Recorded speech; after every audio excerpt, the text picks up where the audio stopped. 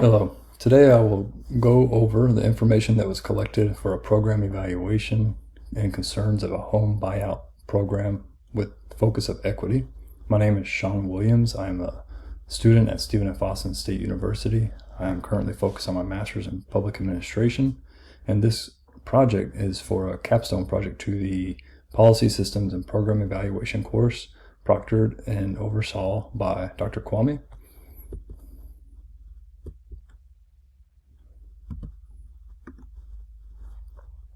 A little bit about the background. Harris County, Texas has a repeat historical flooding problem. Hurricane Harvey was kind of the caps to several historical events that have taken place. Many other storms since then have also shown reduced or immediate impact of flooding of structures. So this is a result of repeated flooding, the same population of homes, predominantly in lower lying areas. And for the focus is to look at the equity and the fiscal responsibility and mainly the long-term impacts that have been going on with Harris County.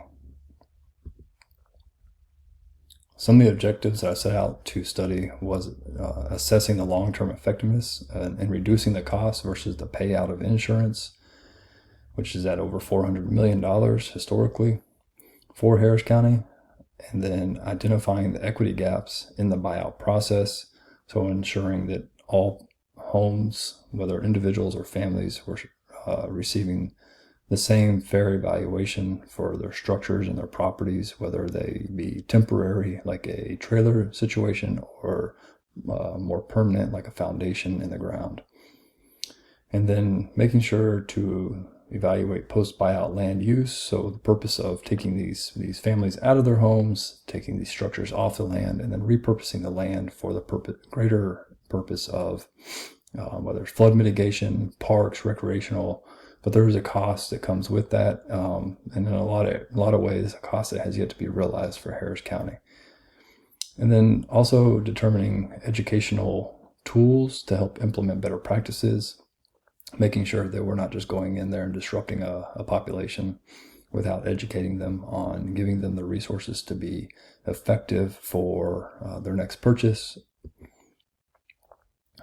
Impact theory was utilized. So the impact theory is to just deliver a conceptual change from how it previously was to what it is going to operate thereafter by implementing, again, these knowledge, these ethical practices, equity, and making sure that everything kind of shifts from a severe repetitive loss, or SRL, impacting the properties, to a non-impacted. This can also be monitoring the repurchasing or the movement of populations to their next homestead or property of choice, where perhaps, because Harris County is so low lying, and when personnel or families are not properly educated on the terrain or the flood control practices, flood mitigation practices, then they could have repurchased within another flood zone, just recreating the whole problem to the situation. Moving from one flooded structure, this observes a SRL to maybe another home that has flooded in the past but is not SRL, or could flood and is required potentially to have flood insurance. This is things that we want to avoid as cultural norms become better practiced. And then make sure that the outcomes are reducing flooding, and that the redirect of recovery funds are shifting into a new area of focus, getting the best benefit to all population involved. The casual design accounts for a lot of variables, so we need to make sure we understand what housing stability there is, what economical impacts. So by purchasing hundreds, if not thousands, of homes out of the general revenue, of Harris County. This also takes those homes out of tax capability. And if these personnel perhaps move to a different county, region, somewhere else in the nation, then Harris County could see a huge economic impact. You're moving gross domestic product. You're moving property taxes. You're shifting, hundreds, if not again thousands of families' incomes. And I also need to understand the environmental impact. So now we take these structures away from the property. What, through another program evaluation, what now is the flooding like in this area where the structures are now removed? And are we using this for retention, or is this for straight flow? And what does it do for, both upstream and downstream of that geographical area? There's also many other considerations that need to be included, like, again, mentioning not just, moving these families, but educating them on flooding, flood zones. What does this mean? What is a 500-year? What is a 100-year, chance in flooding?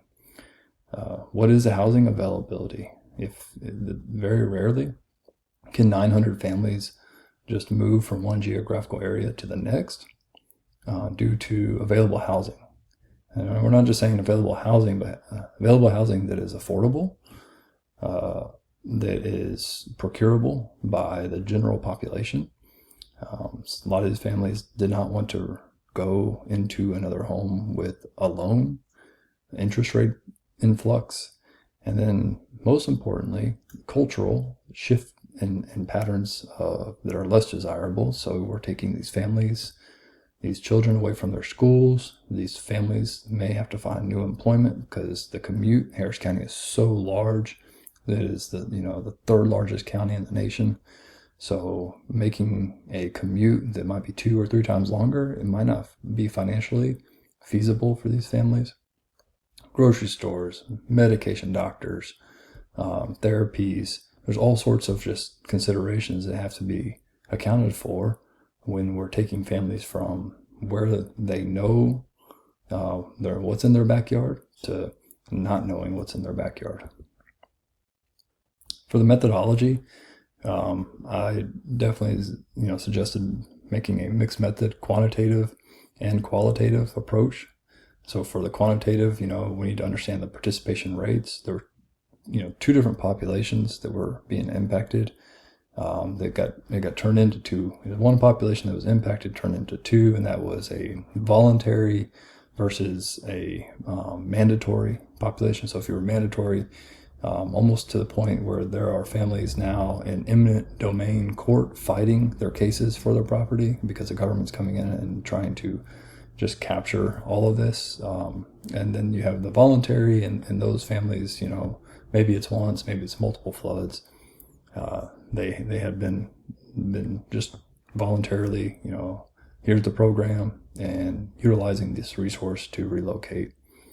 And understand the funding, what it is comprised of. Predominantly, this is coming from federal funds from FEMA, Federal Emergency Management Agency, and then they're mixed with a match rate from local. So we're now utilizing local tax funds from the greater good to take care of an impacted population. And is this something that shows equity, for taxpayers who were not impacted? We need to track down and have the relocation data, which is one of the hardest bits of information because it's not required in this program for personnel to report to where they were moving to. And this could have been moving in with family, could have been renting, going from owning to renting, could have been owning. It could have been just moving out of, the region or the state into the different parts of the nation. And, this data is very, very hard to one, identify, 2, find reporting without doing an analysis where you send out an interview, a questionnaire, and asking for, the feedback. And then on the qualitative side, again, interviewing, getting experience scoring in place, making sure that you have the means to put this program evaluation together. One of the largest challenges is that this is a still very early on program that's taking place. They came in and mandated years ago a very large population to be bought out in Harris County, and then Hurricane Harvey took place, and then a tropical storm Imelda took place, and so these populations just continue to grow and have the request for more funding to be made available through these programs. But the challenge is that not all of the personnel who are being impacted by this qualify for matching funds to help them transition into a new geographical area, and with that, GIS mapping and economic impact. So understanding, we know where the identified region of focus is within this population being impacted, but we don't, again, know where all the seeds are spreading with the wind as resources become lacking or challenging to acquire because of credit scores, residency, citizenship, work history, being able to prove through financial documentation of income for previous years. I mean, there's all these hurdles that have to be overcome in order to qualify. A lot of people don't have all this readily available, and therefore the equitable means of attaining a new house residence is leaving a lot of these participants just on their own after they receive a buyout that's already less than an appraised value. So some of the challenges that we've kind of mentioned already is just the data limitations. Program's still active. There's a lot of courses being challenged in court, and this is becoming a big problem being brought up to in commissioner's court at a local level, that there's a huge disparity in funding that's going on. This could be due to a lack of knowledge in how to properly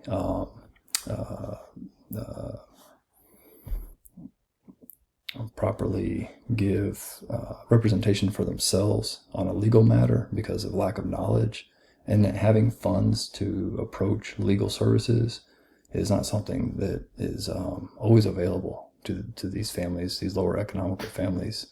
A lot of these families are indigent, and they're faced with financial challenges already.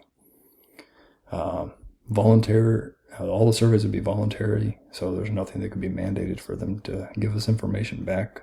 So having enough sufficient data would be very challenging.